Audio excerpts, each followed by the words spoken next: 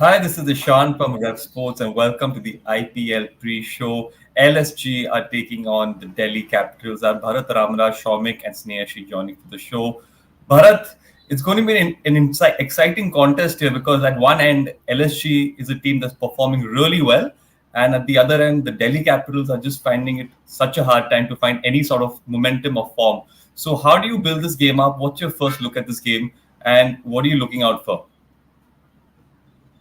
So again, I go back to same point in T20 format on a given day. Maybe Delhi Capitals also can win a match, but obviously currently this Rishabh Pant led side, they're bereft of confidence. They don't have the confidence. They don't have the self belief. And in T20 cricket, if you lose 2-3 games, then you might go on to lose even 4-5 matches in a row. So that is where they have to break that jinx. Somewhere you just one win, and they might get back into the reckoning. At least in terms of points table, I'm not saying reckoning means they'll get into playoffs, but at least they might be competitive. But yeah, on paper, Lucknow Super Giants definitely look like the better side. They have good pace attack, they have good bowlers. Only point of concern perhaps is how KL Rahul is batting, not his captaincy. The man is getting 33 of 31, 13 of 10, and all this scores. So his strike rate is very much down, and they need their captain to lead from the front, not just on the field with his captaincy, but he needs to lead from the front with the bat. Yes, good point. But I think KL Rahul's strike rate has been questioned. But we'll speak on Rahul. Shamik, Delhi Capitals, what's been going wrong for them? It's a much. I think they should look to win this game because you don't want to, wait till the very end. But what is happening here? Is it the team combination or is it just that no one's really stepping up on the given day? So, Ishan, there are some mitigating factors also. Kuldeep Jadhav has been injured. Their main wicket-taking bowler, Kuldeep Jadhav has been injured. Now, Mitchell Marsh has been injured. Their number one, their number one pace spearhead, and Heinrich Nokia has been licking runs. So, uh, their bowling hasn't gelled well, to be honest. But the fact of the matter is that when you have injuries to two key players, any team with when there are two key players are injured, they will suffer. Um, Delhi somehow, and also they are not. As regards to their batting order, I think there needs to have a revisit as far as the planning is concerned. Tristan Stubbs, their best batsman in this format. Um, Even against Mumbai Indians, he to an extent he kept the franchise into the game until Romero Shepherd had taken the game away from Delhi Capitals, but uh, Trist, Tristan Stubbs was playing a lone ranger, but he has been coming a bit way down the order. He needs to play more deliveries. Number two, maximum number three. That should be his slot. And Delhi Capitals spin bowling department. See, today's game is going to be a battle of spin. Last time around, we have seen in Lucknow against Gujarat Titans, uh, they um, uh, they trumped their opponents by dint of the spin bowling, and today it is going to be the same. And Delhi Capitals spin bowling doesn't inspire confidence. Yeah, very fair point made there, Shomik. Snehashi, at least there's one positive sign for the Delhi Capitals, and that's at least Prithvi Shaw showing some form up the order. You want to score runs up the order, and he's starting to do that. And Prithvi Shaw being such a talent is good to see as an Indian supporter as well, because you want to support your youngsters. So talk about Prithvi Shaw here, and do you think he still holds the key for the Capitals? Yes, absolutely. And when you play as an opener in any team, openers are very important for any team in this format, especially. And if you see Prithvi Shaw, as you all know, that he had a very disappointing last year for DC. I think he got dropped also in the midway of the tournament because of his poor run of form. And after that, he played the domestic tournament, scored some important runs, and then he got an injury also. So after coming back from injury, this season he has been very good. I think in so far, whatever matches he has played now. But I think that as an Indian, as from India's perspective, it is a good sign that Prithvi Shaw has been scoring runs because I am not talking about T20 World Cup, but at least after the World Cup, he can be an option to look out for as an opener in the T20 format. So it's good to see him scoring run, and hopefully he continues to run. And as I said, that openers are very crucial. And when you don't have Mitchell Marsh due to injury, then Yes. he holds a very key role for DC. Yes, absolutely. I think the onus is also on David Warner to support Shaw. Bharat, you mentioned KL Rahul. The strike rate is an issue. Do you personally feel like that KL Rahul poor strike rate really drags the team down, or is he playing according to the team tactics that he's been told? Not sure he's been playing according to team tactics. At least in the last couple of matches, he's tried to play the big shot in between, but it's just not happening for him. Yeah, there was a period of time when he was saying strike rate is overrated and all that, but I think this season he's been trying to play a few shots, but it is just not happening for him. Whenever he tries a shot, he gets out, and also some of the slower tracks in Lucknow not exactly helping his game because he's a touch player. He's not a power hitter. I think on those slope tracks, you really need someone like Nicholas Puran or someone like that to come and really hit the ball hard. It's that is also not a small ground either, so it's not so easy for a touch player to play at that ground. That's another factor that is going against him. Just wanted to add one point. Already it has been talked about. Andrik Norke, the Delhi Capital seamer.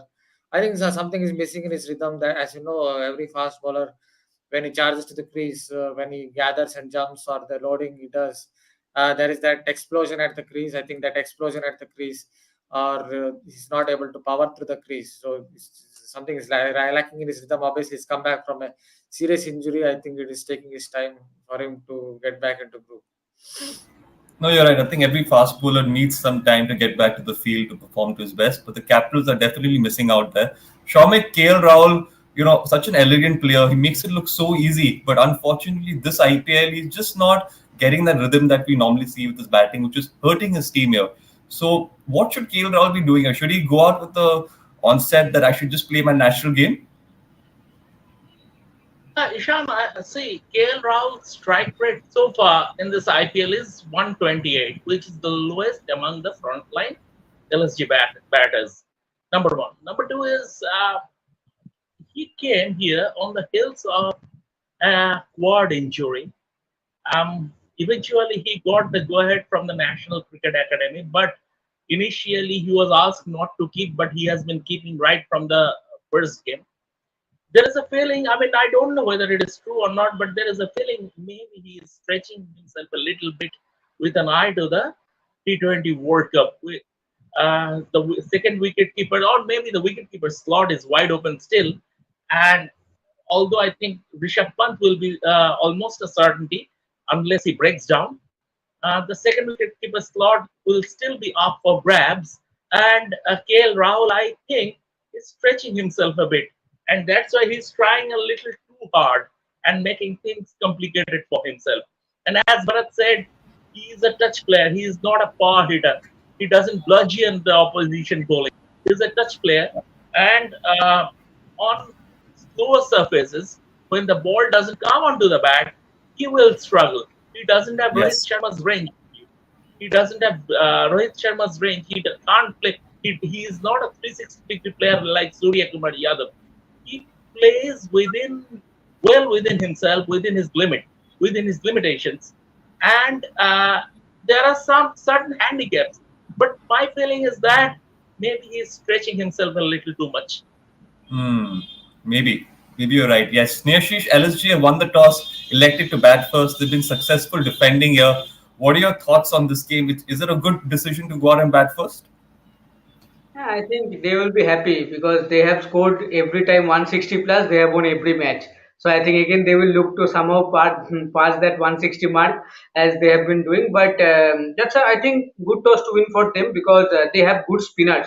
And in the second innings, maybe the ball, the bowlers might flip the ball if there is no such due. So I think okay, they will look to post a good total on the board, and their batters are in good form. But as both Bharat and Shamik said that there has been an issue for KL Rahul regarding the strike rate, and I think he has to look at because personally, I am very disappointing to not to see him batting in the middle order this IPL because before the IPL, I was thinking that he should bat at the middle order because if you see the Indian lineup in the coming World Cup, I think that will be the place where Indian management will look to hit him, not in the opener.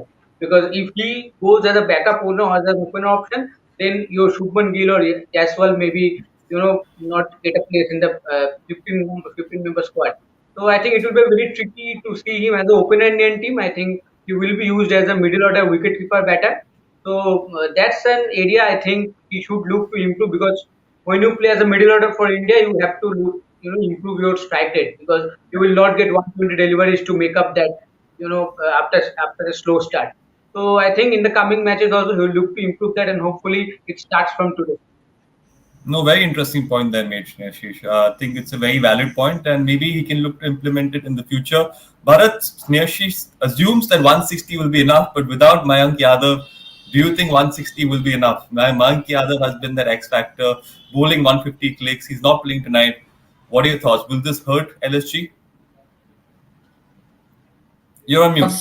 Yeah, they should hurt them, but they have enough spinners in their ranks. If it's a slow track, then this Bishnoy is even Naveen will have with his medium pace. He bowls a lot of cutters. He changes up his pace. So these both kind of bowlers could be useful. Obviously, they are using, I think, Arshad Khan today. Yeah, I've taken his interview. I've taken his family's interview last year. It didn't go well for him.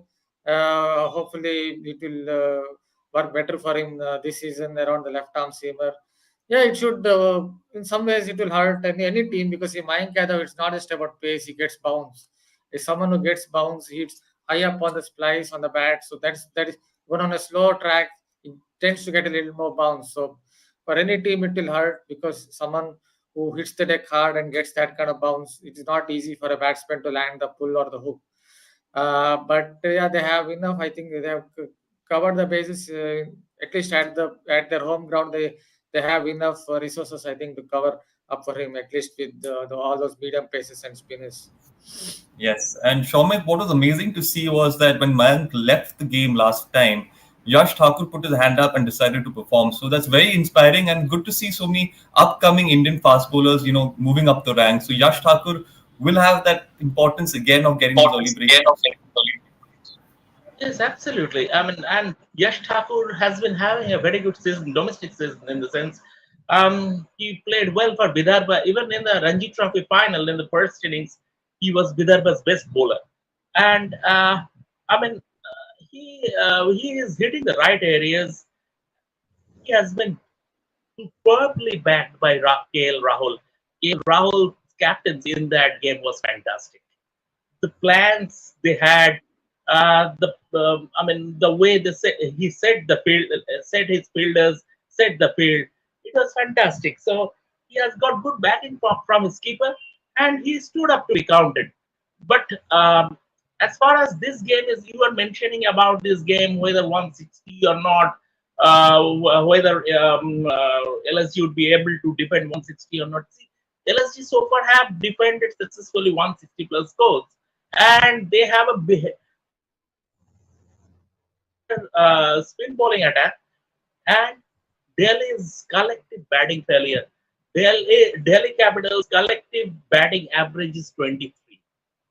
So someone will have to bat long. Someone in the Delhi Capitals ranks will have to take responsibility. It's not about, we know T20 cricket is about 30-40s, but for Delhi Capitals, it's not about 30-40s. Someone will have to take responsibility, bat long in the context of a T20 game at a very good strike rate. That is it.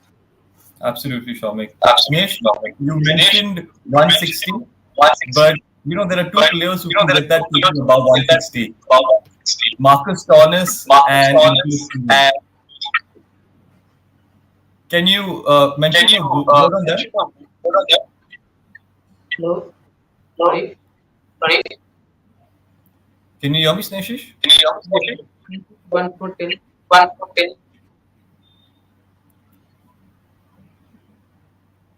Hello. Yeah. Yes, Sneshish. Yeah, can you repeat the question? The connection was a bit. Yes, there are two players who can get them above 160. It's Marcus Stoinis and Nicholas Pooran. So how good have they been this season? They have been good, I think, in the last season also. I remember one match where Nicholas Puran in the Bangalore. I was that time in Bangalore, so I was not present at the stadium, but I got some friends of mine went to the match, and they told me what a knock that was from Nicholas Puran against RCB in Bangalore. We all remember that match last season. And in terms, when you see about, when you think about Marcus Stoinis, he has been brilliant too, both with the ball and bat. But this season, I think Marcus Stoinis is yet to deliver because he is a very good quality player in all around. But when it comes to his all around abilities, yet he looks to looks to deliver this season. But for Nicholas Puran, I think he is one of the uh, top ranked power hitters right now in world cricket when it comes to power hitting. And the best thing about Nicholas Puran that you don't you can send him anywhere. Like you can send him at number 4, number 5, or even you can send him at number 3 to steady the innings and then go for the big shot. He has good cricketing minds and he has been going in good run of form with the bat and as a captain also. I think in one match he captained also this season when KL Rahul didn't take the ground. He played I think as an impact player.